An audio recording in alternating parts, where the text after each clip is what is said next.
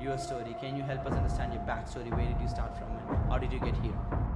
When I was 18, I went through a breakup, and that tore my whole life apart. Now, how an entrepreneur can actually go about that work? How somebody could actually go from that stuck, giving the power away to somebody else, to actually taking accountability and taking extreme ownership and being like, yes, I'm the owner of my ship. I'm going to handle this. I'm the pilot now. One of Ray Dalio's principles is probably the place to start, but one of his principles is pain plus reflection equals progress. So give us a glimpse of it, like what was the journey in a nutshell, and give us a way for somebody who is a coaching entrepreneur who don't know if you can actually make an exit. Give us some hope here. How does that work? We ended up doing $1.1 million in contracts at that event.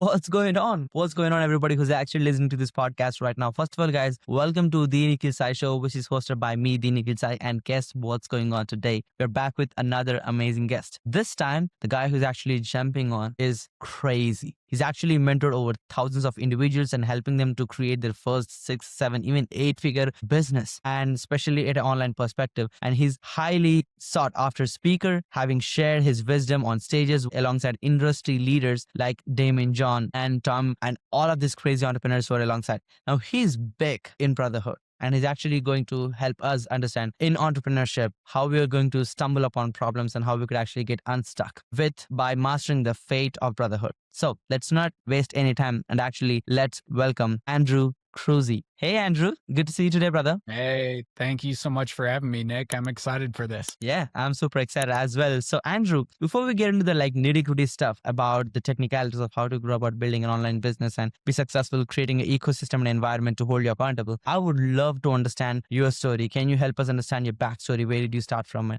how did you get here? Absolutely, man. Well, I would say first, I would not be where I'm at without investing into myself. I'm such a big proponent of coaching programs, masterminds, courses, because it helped me get out of a place where I barely had any friends because I was making changes in my life when I was 24 years old, to surrounding myself with new people that were investing into themselves that helped me level up. And to go into a little bit of that story, when I was 18, I went through a breakup and that tore my whole life apart. I ended up going to college, didn't have really any friends there, so I joined a fraternity at Ohio University, got into heavy drug use, heavy drinking, and I was a psychology major, but I didn't really want to do anything with psychology. 6 years. And it wasn't until I was 24 years old where I was working a sales job in Chicago. I was in a small ass apartment, like just 5. And can I swear in this podcast, Nick? Is that okay? Sure. Yeah. Yep. You can. Swearing's okay. I might swear a little bit. Yeah, absolutely. Go for it. But I was in this small apartment working my sales job, and I had this poem pop up when I was just scrolling the internet. And I'm sure a few of your listeners have read this poem. It's called Invictus by William Ernest Henley. And the final 2 lines are, I master my fate, I'm captain of my soul. For some reason, that changed the rest of my life. That gave me a spark. And I realized if I take radical responsibility for my life, I can do anything with it. And up until that point, I thought somebody was going to come into my life and save me and change the direction of my life subconsciously. And I was so numb because of that. But those 2 lines helped me take radical responsibility for my life. I ran across the street. I grabbed a calendar from the pizza shop and marked off 90 days and told myself I was going to be 90 days sober and I was going to lose 20 pounds in those 90 days. And I remember going on YouTube, checking out Damian Patrick videos on workouts, downloading my Fitness Pal and tracking everything that I was putting into my body and throwing away all my alcohol. I remember jumping into the shower and I just broke down and cried. It was the first time that I had cried in 6 years. I was finally starting to feel again. And then 30 days after that, I was 21 pounds lighter. I looked down at the scale at the YMCA and I was like, whoa. And then 15 days after that, I was 90 days sober. Put the final X through the calendar. And that changed the rest of my life with being being honest with where we're at and taking radical responsibility. Because after that, I quit my job. I bought a Tai Lopez program and started my first agency. And it wasn't all glitz and glamour. I was 82,000 student loan debt. I had 600 to my name, and I was nervous as fuck putting it on a credit card and going into more debt, and didn't get a client for 6 months. But it was the turnkey to me becoming an entrepreneur. I invested into Dan Henry's program, got my first client, scaled from there, did agency for about 2 years. Then I transitioned into coaching, where I became known as the Facebook groups guy. I just started posting on Facebook, grew a following of 35 people in my Facebook group, turned that into a multiple 7-figure business, ended up selling that, which not too many people have sold a coaching business, but I figured out how, and we can go into it on this podcast. Sold that in 20, and now I do a few things. So yeah, I run a real estate business, and then we also have a back-end business mastermind and a brotherhood, and we just launched a online sisterhood as well. Wow, that's a crazy journey right there. I think my key takeaway is just that one moment you're like, okay, I'm taking extreme ownership. Enough is enough. I'll take control of my life. I think for most people, I wish that moment happens earlier on. Now, let me ask you a question. When somebody is stuck, because I think this is more like what happens is in common entrepreneurship, even I do this mistake. I believe, if I'm not mistaken, you also stumble upon this once or twice. You try to give away the control of the thing you should be doing. Oh, like my ads aren't working because of Facebook. My funnel isn't done because I don't have a designer. You just give away the control. And you had that situation when you were actually trying to change your life, but you had that instant decision like, okay, I'm taking control back. Now, how an entrepreneur can actually go about that overall? How somebody could actually go from that stuck, giving the power away to somebody else, to actually taking accountability and taking extreme ownership and being like, yes, I'm the owner of my ship. I'm going to handle this. I'm the pilot now. That. One of Ray Dalio's principles is probably the place to start. Ray Dalio, billionaire entrepreneur, has an incredible book called Principles. But one of his principles is pain plus reflection equals progress.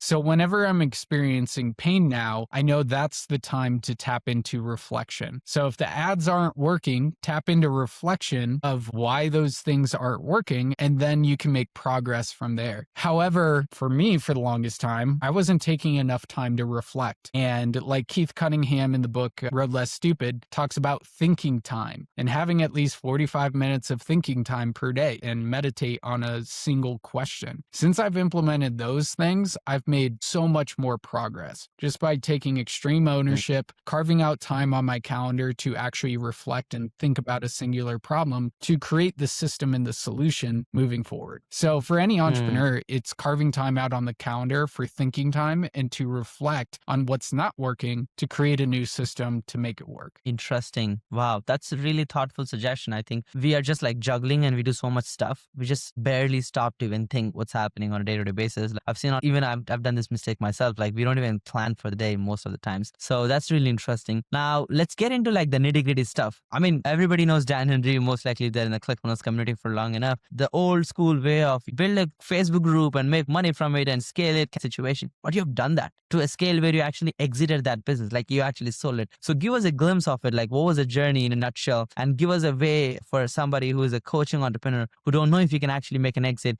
Give us some hope here. How does that work? Absolutely. So a lot of imperfect action, especially like going from 0 to 6 figures. We call it the artist phase, going to 0 to 10K per month. It's just imperfect action and just focusing on one offer with one platform and stick to it, and you cannot fail. The other thing too is if you build an audience, you'll never be poor. So I got hyper focused after reading Secrets of moving people from traffic that I don't own to traffic that I do own. People that I don't have to pay for, don't have to worry about getting kicked out of a group. I remember when I was starting out, I just got hyper focused on going in other groups, getting them onto my personal profile, and then getting them into my own group. And I was just by doing that, hyper focusing on that, I was able to go from 0 members to 1,000 members in 2 months. I got obsessed with that. So my recommendation is get obsessed with growing an audience. I had some agency results, but I was mainly just posting inspiring content, how I was running ads, that sort of stuff. I didn't really have any real results. One thing that Dan Henry said that stuck with me is get results and show results. 10 one-on-one call-ins just to provide value. And then I asked for a testimonial at the end. So that's how I got my initial testimonial. And that's how we teach our clients to get them is if you don't have any, book in 10 one-on-one calls, provide value, get video testimonials. Some of those people would turn into clients, and then you have proof that you can help people generate results, right? Easiest way to start. And there was a moment where I did my first launch post. It was an 8 program for 8 people. And I got comments on the post, and I sold 8 of those in 24 hours. It was the first day I had ever made 60 in a day. I'm like, holy shit, this is it. Because like with my agency at the time, I was driving to chiropractors, I was driving to gyms, and it was so much work. And then I was like, whoa, if I just continue growing my audience and people consume my content, I move traffic that I don't own to traffic that I do own, I'll never be poor again. And that turned out to be true. I devoted 6 months to just growing the crap out of my audience, selling things here or there. 6 months, we had about 3,000 people in the Facebook group. Every time I launched something, we sold over 10K after that initial launch. I'm like, holy shit, I'll never be poor again. Audience, this is incredible. And it was February 2000. I bought another program. I moved in with a couple guys in the Bahamas, and we just went ham with selling, just like selling a lot of things out of our group. I made 62 that month. Previous month, I made 20, and I paid off my 84th in student loan debt that month. I'll never forget that. And it was the power of joining programs, surrounding myself with like-minded people, and growing an audience. So that's kind of where it all started. And then I did a live event in 20, and I committed to getting 2 people to that event. It was called Tribe of Buyers Live. Okay. This one thing changed the trajectory of the rest of my business. We were making about 100K per month then. And at the event, I sold a program called 7-Figure CEO. And like, we had already gotten results with like Cole Gordon, who started in there. He went from 0 to $1 million in his first year through 7-Figure CEO. Now he runs a $30 million a year sales agency. Crazy. Bastian Slott, who went from 30K to 100K in 30 days. Yeah, in 90 days. Sorry, Bastian Slott. Now he runs an 8-figure coaching business. So we had some results, and we had 200 people in a room. It was a 2.5-day event in San Diego. And we launched our 30K offer, 30K. And then we had a back end 60K for more one-on-one with me. We ended up doing $1 million in contracts at that event. And I learned the power of getting people into a room at events and launching a high ticket back end offer. And then we had reoccurring coming in to 20. So like most people hit a dip in 2020. We scaled because we had so much monthly recurring revenue. And that's what sold the company. If people want to sell their coaching business, they need to have a back end offer that's generating monthly recurring revenue,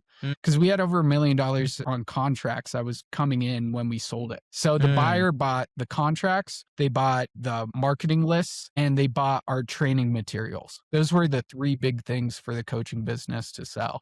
So yeah, I think that's a pretty good summary of the it is. journey. It is definitely. I mean, it's fascinating to see industry leaders like Cole Gordon actually come from you, indirectly. I mean, of course, it's their effort and their execution, but glad that you're actually a part of it. And now Cole is like the top 1% of the pyramid right now, and he's scaling to the roof and doesn't look like he's gonna stop. And it's fascinating to see how you actually change the industry. Savage. Yeah. He is definitely. Now, curious if I may ask little details of the exit process. Now, like, because so many people I see are anxious that they gotta keep working and working and working until they die to actually get revenue from the coaching business. And not a lot of people are smart like you, who actually create back-end offers to create recurring revenue. Now, curious, if somebody's actually planning to make an exit, he's 50 years old, he maybe has a business making $50,000 to $100,000 a month. What is like the typical process somebody needs to go through to make an exit? Is it a private equity firm who buys it, or is it a small, capital firm who's actually doing it? How does that look like, the dynamic, the multiple? If you may want to share some, economics here, I would love to understand that overall process. Yeah, it really starts first with identifying your own goals. Like, how much money do I want to make from this exit? How do I actually want it to feel? Do I want the legacy to live on? Like, how much do I actually care about my clients, which should be a lot. And for me, I wanted to make it feel fun, easy, and for the legacy to grow on. I was just looking for an exit. I was pretty burnt out, and I wanted to find a buyer who could continue on with my clients and had results. I wanted him to be fun and easy to get along with as we were going through the process. And I wanted the communication to be super easy with him, not like a lot of friction. I was just not in the emotional place where I wanted to deal with that. So that's where it starts. And then I made a list. So this is what we teach our clients too on then generating their first few sales. If they're under 6 figures, if they're over 6 figures, they don't need to do this, but creating a hot list of people that are most likely to buy. It's the same thing for selling a company. I made a list of my clients, of the mentors I worked with, of competitors in the space, and I just listed all those out and then reached out. So I did that, and then I sent them over a non-disclosure agreement before we got on the call. And then we had a conversation around, hey, I'm thinking about exiting. Like, this is what I'm looking for, and this is where we're currently at in the business, how much we have on contracts, my team, the systems we have set up, the trainings. You're in a similar space. Hey, are you down to do it? And what happened was one of my friends introduced me to the buyer. I reached out to him, asked him if he was interested in buying. He was like, no, but I might have somebody. And then he introduced me. And selling in the coaching industry is so different from any other business. Yeah. It's not the same. I had my lawyer reach back out to me. He's like, what the fuck are you doing? What is this contract for this business? And like, how are you selling it this way? So the coaching industry, there are few people that have actually sold their coaching businesses, but it's very different. It's very more casual, less red tape, and more just conversations with the buyers, especially if you're under 8 figures or just at 8 figures. Yeah. That's fun. That's fun to understand the process. Now, we don't want to get like into super specific numbers on what you wanted, but if you could give you a multiple understanding, like, okay, if a coaching business is generating, let's say, $1 million in EBITDA, I mean, there is so many things which will affect the exit value. I understand that the churn, the lifetime value of the customer, the acquisition systems, the value of the team and the systems, the brand value, everything comes into play. But if you could give like a common ground a business owner should aim for when he's trying to make a coaching business exit, what they should aim for at a multiple standpoint, how much they should actually expect on their EBITDA to actually make an exit? Yeah. Well, the first thing that I would say for any coach listening out there is do not brand it under your own name. Mine was Andrew Kroeze Enterprises when I first started. And then we transitioned over 2 years to Tribe of Buyers LLC. So it was a 2-year transition to make it sellable and setting up the systems, the team, the offers, the contracts, all of that stuff. But number 2, like, you don't go into a coaching business to make a huge multiple. Coaching business to generate a shit ton of cash flow so you can invest into different wealth opportunities. And number 2, you do it for the impact. Like, all coaches are out there mainly for the impact. But the added benefit of a coaching industry or coaching business nowadays is you generate a shit ton of profit if you're doing it right. We were generating about 50% profit every single month, and just having the right system, coaches, team, all that stuff in place, you should be around like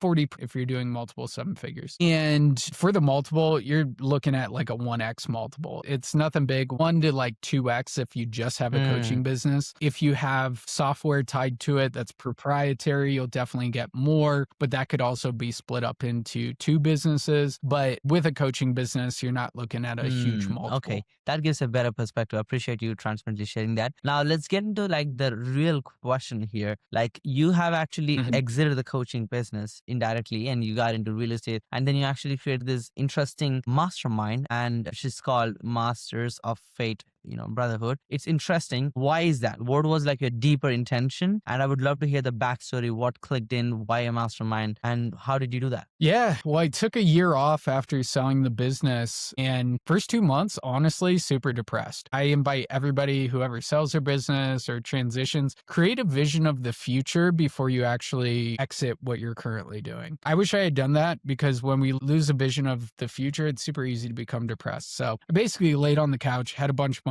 and watched Netflix all day with my ex-girlfriend. Then I ended up going to an ashram in upstate New York and studied with yogis for a month and just worked with my hands and chanted, meditated, ate shitty vegan food all day. And my nervous system came back online. And I felt like myself again, which was beautiful. And then I ended up traveling to Marrakesh, Morocco with a group of 25 entrepreneurs and artists with this program called Experience House. And there it finally clicked for me. I wanted to help 2 different types of guys. The guy that was me when I was 24 years old, lost no direction, all that stuff. And then the 28-year-old me who was making a lot of money, but didn't have the right systems in place. So I started building out 2 different businesses, Masters of Fate and Masters of Business. Masters of Fate is for the guy that's under 30K per month that wants to learn more about mindset, energy, and use the strategies that I used in Tribe of Buyers to scale to multiple seven figures. And then Masters of Business is all around systems and actually becoming the CEO of your business. So we built out what we call the Business OS. It centralizes all of your systems, all of your data, all of your tasks, project management, OKRs, all that stuff in one place, and ties into things like Go High Level and into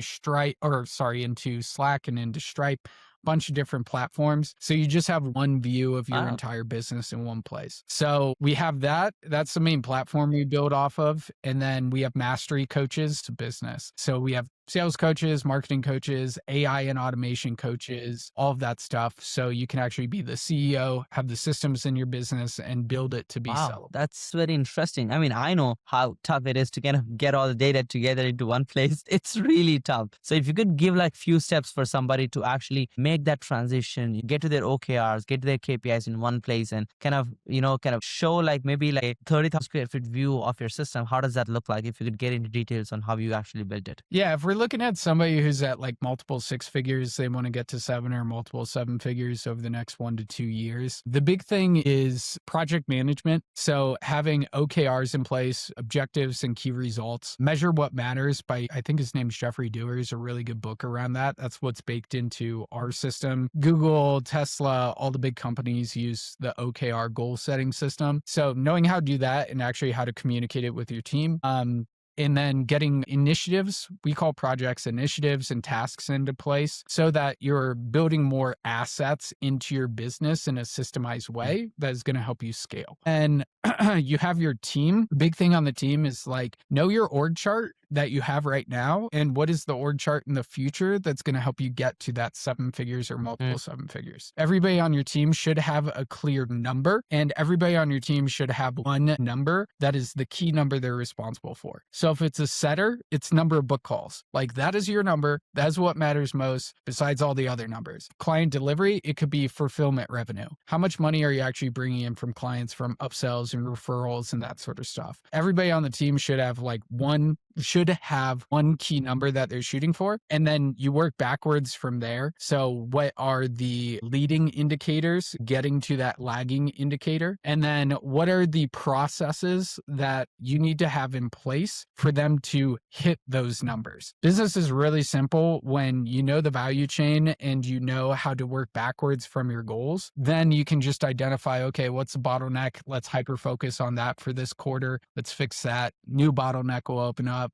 Do that. So that's really how the system is built out is what are our OKRs? What are our goals? Let's work backwards from there, identify the data that we need to see and put the processes and the team in place to actually achieve those goals. This is a quite interesting perspective you took on even to like an online business. Most people just wing it. They just look at a Stripe. They're happy about it. They just have their one team meeting. They get excited, but you had a very, very detailed approach. I mean, very planned approach, I would say, to systematizing even an online business. I think that's one of the reasons you have helped thousands of people to replicate the same system overall. Now, curious to understand, in terms of your perspective on self-investing and how did that actually change your life and what do you recommend for other people when they're actually going about their own business problems? Totally. Great question. I've invested over $500 into myself. I thought I was never going to be that guy. And then I bought Tai Lopez's program in 2007. That was the turnkey to me becoming an entrepreneur. And I'm a firm believer that the people in our life are our life. And every new person that we meet opens up a new doorway of possibility. And all I want to do, and you're really good at this too, Nick, is surround yourself with high-level people. You'll get high-level ideas and just naturally you'll start to shift and change and grow. So I would much rather save time by investing into a program with those high-level people. Now, back in the day, I was a freebie seeker where I would go into Facebook groups, I would watch YouTube videos and all of that stuff. And I wasted so much time on that. Helped a little bit, but we got to do like things out of the ordinary to get somewhere we've never been before. So my start was Tai Lopez's program in 2000s where I was nervous as hell investing into that program. And then I finally did. Yeah, the other thing is too, is just like commitment. Deciding means like you are cutting off all of other possibilities. When I invest into a program, I decide, I go in. And there have been programs back in the day where I would join and so many other things were going on. Now I'm very meticulous about it, where I'm like, this is my gap in my life right now. I want to invest into skill sets and community that will help me fill that gap. And then I fully commit to that. That's a very interesting approach. I mean, it's fascinating to see like you just like making that transition and joining Tyler His program in 2017 to you actually being able to exit a business in just few years. It is 7, if not multi-7 figure exit. That's just fascinating to see the journey. And I hope this reaches a lot more people to inspire. Now, coming back, there's definitely, few understandings of wealth building. And I understand like mine is highly like net positive business and you could actually make a lot of money. But in the end, it really comes down to building generational wealth for yourself and for your clients. Now, you did make very interesting moves in that route. It could be investing into real estate or make an exit. You are not that typical entrepreneur who gets himself busy. You are more of a wealth driven entrepreneur. You know the game better than anybody else, at least comparatively. Now, I would love to hear for a typical business owner who's making 10, 20, 50 months, how did you plan your way of execution? What do you suggest for them at a wealth building standpoint, your investment suggestions if you can? Yeah. I mean, whenever you're building a business, you're building out an asset, build it to be sellable, which is having the systems in place, the processes in place, the data tracking in place, and the team in place. If you've got those things, you should, and the offers, you should be able to make your business sellable in any industry from what I found from selling mine. And the big thing is developing the skill sets of leadership and human resources. So if you get really good at hiring and training team members, there's no way you could ever be poor again too. Human resources are the most important things in your business and having the right systems in place to manage. So you're building out that asset. If you're at 10, 20, 50K per month, invest into skill sets that will help you get past 7 figures. Invest yourself into communities that will help you get past 7 figures. Invest into other people to come onto your team to create a multiple in your business and scale past 7 figures. Investments under 7 figures. And then in terms of generating wealth, invest into things that you know really well. I'm in real estate with 2 real estate business partners that have been doing it for 40 years. I met them through my coaching program. I enrolled them to 7-figure CEO. They were able to go from 0 to $1 million. They didn't even know what a Facebook group was or what online coaching was. And they went from 0 to $1 million in under a year in real estate coaching. Jen and Stacy Conkey, Warriors of Wealth. They're absolutely incredible if you want to check them out. But yeah, I partnered up with them on real estate. They know what they're doing. And basically they're sugar daddy by giving them money and then they turn it into multiples. Me and my girlfriend are going to go into more Airbnb type stuff once the market recorrects. I have crypto and a bunch of other investments that are kind of more passive, but just kind of like the coaching is my impact machine and my money making machine. And then the rest goes into real estate, which I know it's That's covered. really a very good, I would say, wealth plan. I mean, this is one of the things. It's interesting to see like how somebody who's having high net cash flow could actually build wealth to reinvesting it the right way instead of just blowing it up. I think this is a good learning lesson for everybody who's actually listening. Now, I have one more tactical question if you want to like get into some nitty-gritty stuff. You went from like creating a coaching program, and creating a coaching program is almost like standard right now because everybody knows there is no more secrets and actually showing behind the scenes now. But coming back to hosting like a mastermind or creating like a high-level community of people, it's still kind of, for a regular coach or a business owner who's making 20, 30K, it's like still, something like smudgy for them. They don't really get what goes into behind the scenes. So if you could give like step-by-step understanding of like what it actually takes to build a mastermind and actually scale it, how would you go about that? How an entrepreneur could craft an offer like that, deliver it, what kind of systems goes into behind the scenes, if you could share it? Yeah. I mean, if we're talking about like a 30K backend offer or anything over 20K, if somebody's doing like 50 to 100 per month and they have a core offer, I recommend that they have a backend offer because that's how you can double, triple your revenue overnight, is just increasing your customer lifetime value. They've already bought your core offer. After that, where do they go? You start with a beta launch, you test it out with them over a period of time, make the beta actually shorter than what the actual program is going to be. So like 3 to 6 months, and then you can extend it to 6 to 12 months. And it's course, community, and coaches. Like, what is the process of moving them from their pain points or problems to the promise of the program. You use videos and course as leverage to send over to the client, give them a roadmap to get to where they want to go. You have community because people come in for the content, they stay for the community, and working on connecting people, and they'll stay around. And then coaches. So in Seven Figure CEO and Masters of Business right now, we have expert coaches that do a training every single day. One of them does a training a week. So every single day we have calls around marketing, sales, AI, operations, all of that stuff. And yeah, get the results, show And the this is results, put in the work. Those are the big things, but that's a little bit of overview of the structure. Also, golden tip right here for everyone, launching a new program, a high ticket program, the easiest way to sell it is in person. Like if you can get people into the room and like you already have a core offer and you just invite your clients into a 2.5 day event, you can start with like an Airbnb event, then you'll be able to sell a shit ton of your offers just from doing it in person. Give yourself like 2 to 3 months to plan it out. And like Franco Urbaez, who's Seven Figure CEO client, he made 300 just by doing that, getting his core offer group into an event, and then he just sold his back end offer at the event. So that's the easiest way to launch a back end high ticket offer instead of forcing it, trying to hop on a bunch of sales I mean, calls. I can see like a controlled environment will definitely give greater outputs, and I think it's a very smart way to actually go about launching a high ticket offer. And I think the friction is going to be so less. Instead of getting on sales calls, you could just knock it out of the park within just like 2 days of actual transformation and value deliverability. Now, Andrew, that was really insightful. I would love to get into a few questions here, if it is okay with you. Would love to understand the tools you use to actually manage your projects, your client, and for your own productivity. Airtable. Great question. I love Airtable. Notion is really good for documentation. Phenomenal. For data analytics, for customizability, Airtable is so much better. It's not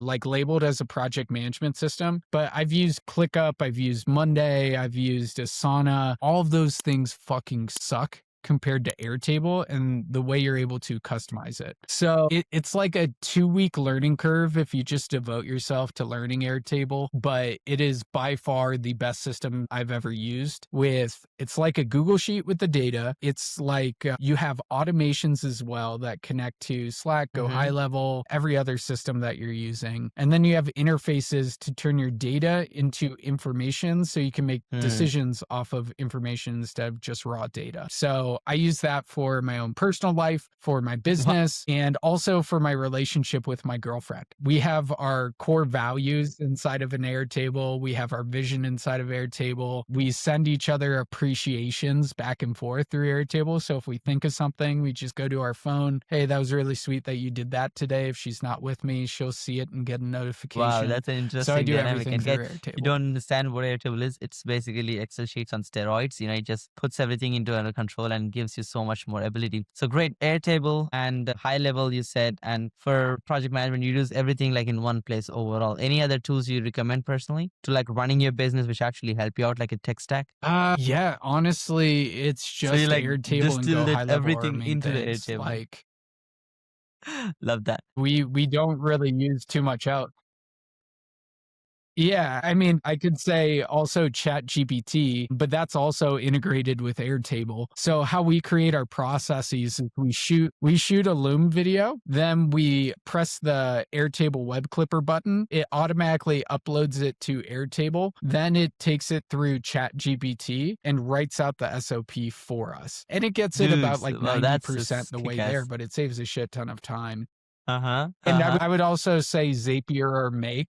Yeah. And then integrating everything, just that's awesome. Zapier So guys, or Make. who didn't catch the golden nugget Zapier, here? I just want to spend some time and help you out. He just gave you the blueprint on how you could actually go about creating every SOP possible in your company. List out all those SOPs, like, what needs to be done on a repeated basis. Just make a Loom video on it, integrate it with ChatGPT and Airtable, and it's just got create entire ecosystem for you, the SOP. That's really kind of you, Andrew. That's really insightful. Now let's get to the next question. I know you've gone into different phases of your life, to hustling and growing your Facebook group, to actually like getting to that six and multi-six figure level in revenue, to exiting that business, to, recouping who you actually love and hang out with while, investing in real estate. What kind of daily routine do you follow right now at the peak? Great question. So every single morning, I do 10 minutes of meditation, 10 minutes of breath work, and 10 minutes of exercise, at least 10 minutes of each. And I have this model that I call the energy onion, where on the outside, it's our physical energy. Beneath that is our emotional energy. Beneath that is our mental energy. And in the center is our spiritual energy. And why I was so depressed for the longest time was because I wasn't tapping into those energies. So I have devoted myself to having the most energy possible by strengthening my physical energy with exercise, processing my emotional energy with breath work, and focusing my mental energy with meditation. And I'm better able to tap into my spiritual energy, which is just connection to myself and connection to everything around me. If people aren't doing that, I highly recommend it. It will totally shift your energy. And we don't get what we want, we get what we are. And it's a great, easy way to change our energy and attract more into our life. Then I usually have fruit, drink a cup of coffee. I go into my human OS that's built on top of Airtable, and I put in what am I grateful for, what are my intentions for the day, and what's on my mind, just a brain dump. And then I look at my calendar. My calendar is all color coded, so I make sure every hour of my day is blocked off with exactly what I'm going to do. Hyper focus, and then when I'm off work and it's time for me and my girlfriend, that's on my calendar. So I'm like, I don't need to think about work. It's time for me and my girlfriend. So I live and die by my calendar. And then every 2 hours or so, I do a 3-minute breath work session because we get built up cortisol throughout the day. You do a little bit of breath work, it releases serotonin, which is the antidote to cortisol. It brings you back into a flow state. Interesting. So I do that about 3 to 4 times per day. And then I usually stop working around like 4 or 5 o'clock and just hang out with my girlfriend, hang out with friends, go out to eat. Wow, I travel I like a lot. that. I think that so really gives. that's kind of a typical day. Sure.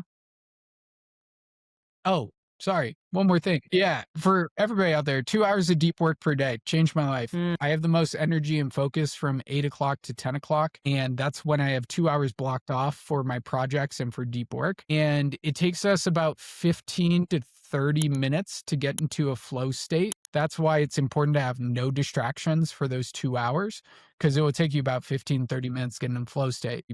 And I can get 8 hours of work done in 2 And hours. I mean, it's just by fascinating to blocking see. off 2 hours Like, on my again, calendar. if you look at the most leveraged people, they look at charts and they make few decisions on a quarterly basis, and they build multi-billion-dollar companies. Like you're talking about private equity firm owners and stuff. They mastered the art of leverage. Now you have mastered the art of deep work and flow state. I mean, these are very interesting words, and it's intriguing to hear them from you. I would love to understand, like, define deep work for you and help us understand how you actually get into flow state, which every, I would say, entrepreneur do struggle with, especially when they're like hustling and bustling and taking care of their family and trying to make the ends meet. How do you go about those few steps to actually get closer to deep work and get into that flow state actually? Great question. So deep work, I just identify as focusing on one thing. So not having extra tabs up, getting your phone away from you with any notifications. And what I do is we have our OKRs, our objectives, key results, and initiatives and projects. So I just identify one thing, usually at the beginning of the week, where during those 2 the words on my calendar, deep work, to finalize the 7-figure entrepreneur course. Like I'll put that in, and I know during that time, that's the time to focus on that and get that done. So I just identify what are my projects to get to my goals. Same thing with my team members. What are my projects to get to my goals? And then we just swap out the deep work time with actually completing that project, right? Actually getting into a flow state is just hyper focusing on one thing. That's kind of it. It's just about identifying what is the one thing. You kind of fumble a little bit for like 15, 30 minutes. You're like, is this actually working? And then you're like, oh my God, I'm getting a lot done. So I just accept the suck for the first like 15 to 30 minutes. And then if I just hyper focus on that one thing, state. Yeah. And then it kind of goes also back to the energy onion. So if people are taking care of their physical physical, emotional, I mental like that. I mean, energy, you're actually they'll be more in a kind of flow state. gamifying the Yeah. approach of building a business and like systematizing it to the core by following like the basic fundamentals of how we are actually built. That's kind of fascinating to actually see overall. That's really helpful and insightful. Let's get to the next question. I mean, if you could actually go back and talk to 20-year-old yourself, like the 20-year-old or a 20-year-old Andrew, or somebody who's just getting started, they're just like maybe in the college, they're getting close, they're worried about the student debt and whatnot. What is the number one suggestion you would give them? Life isn't short. It's the longest thing you've ever done and the longest thing you ever will do. I think I got caught up, and a lot of people get caught up in like, life is short, I gotta go super fast, and like it's a lot of spastic energy, and they're constantly in fear of their current bank account status, when the only distance between where we're at and where we want to go is a matter of building skill sets. So I was in constant fear of my bank account and being like, I can't put that much money towards that thing because I don't have any money. But I was like, dude, I was 20 to 24 years old. Like, I had so much time in my life. I could have gone into so much debt with investing into programs and still been fine. But I went into so much college debt. And anybody in college, if you're not becoming a lawyer or like a nurse or something, and you're going for business or psychology, just like quit and just buy online programs with people that you really trust. Yeah, just the big thing is I would have invested more. I would tell myself, invest into communities and invest into skill sets. If you focus on the skill sets you're looking to build to like get a better life, and you're surrounding yourself with those people, absolutely. There's no way you can That's really fail. insightful. The No way you way. said quit says it all. It kind of says it all. That's really interesting. Now, coming back, it's really kind of tough to stay motivated when you're actually getting stuff done. Especially, everybody has their own cup size, right? Like, somebody gets comfortable at 10, someone gets comfortable at 50, somebody gets comfortable at 100. Some people get it at million, 10 million, stuff like that. But for you, what is that get to work? Show up and do the deep work required or get those tasks done. Because I mean, how much your life would change, like at a monetary perspective, wouldn't really mean so much. So how do you find reasons to actually get the things you need to do on a day-to-day basis? Yeah, great question. A lot of people talk shit about purpose, but I think it's super important. I identified my purpose as just ending human suffering. I went through 6 years of depression and life was fucking miserable. So like my purpose is just to end human suffering. And how I do that is through helping people achieve external freedom and internal freedom. So external freedom, making money, wealth, to be able to do what they want with who they want and how they want. And then for internal freedom, it's our ability to direct our thoughts, feelings, and actions to where they want to go. So you don't become the billionaire who drops out billionaire status and then ends up killing themselves, because you have internal freedom and external freedom. And you're not that hippy dippy spiritual person that doesn't have any money that constantly fucking worries about money, right? So I think it's a balance of both internal freedom and external freedom to end suffering for people. So I invite people to retell their own story of their life and identify what they can actually contribute to other people. And that is your purpose. That is your dharma. That is your path. Everything happened for a reason. You're listening to this for a reason. So just identify what your story is, how you can contribute to others, and then that's your purpose. So purpose, and then like what lights me up is like staying in alignment with my values. Dr. Demartini's values factor in 2000 changed my life. And now we train people how to identify their values in a little bit of a different way. So we have lifestyle values, vocational values, and educational values and social values, different categories, depending like what you're actually doing. So like my lifestyle values are community, connection, philosophizing, travel, and family. Like those are my top 5 core values for lifestyle. And whatever I'm feeling out of alignment, it's usually because I'm out of alignment with one of my values. So, I haven't done deep thinking time in a while. That's out of alignment with my philosophizing value. So I do that, and then I'm back in alignment and I feel better. So I think it comes down to values, purpose, principles, beliefs, and identifying those things for ourselves. And when we know ourselves better, it's just super easy to overcome challenges and barriers. So you're just we're just like, this is me. taking the proof I and know how I skill sets operate. to just remind yourself who you are and who you want to become, and just hold yourself accountable. It's fascinating to see how you've built a system around your life to like become a planned person you actually want to be. Like, that's very fascinating to see. I mean, I don't see many online entrepreneurs actually do that. That's kind of fascinating. Now, coming back to the next question, your life's biggest achievement so far, what you actually feel proud about, and the next bigger goals. Yeah, my biggest achievement, probably helping my dad retire. There was a moment in 2008, I went to Congruent Coach Live with Alex Moscow, now. And one of the questions that we asked ourselves are, where are you playing small and what's that costing your loved ones? And my dad was just diagnosed with cancer and type 2 diabetes. And he was 66 years old at the time. He was still working his job. So I worked my butt off and was able to scale my business and get to a place where I was able to pay off 65 of my dad's debt. And then he was able to retire 6 months after that.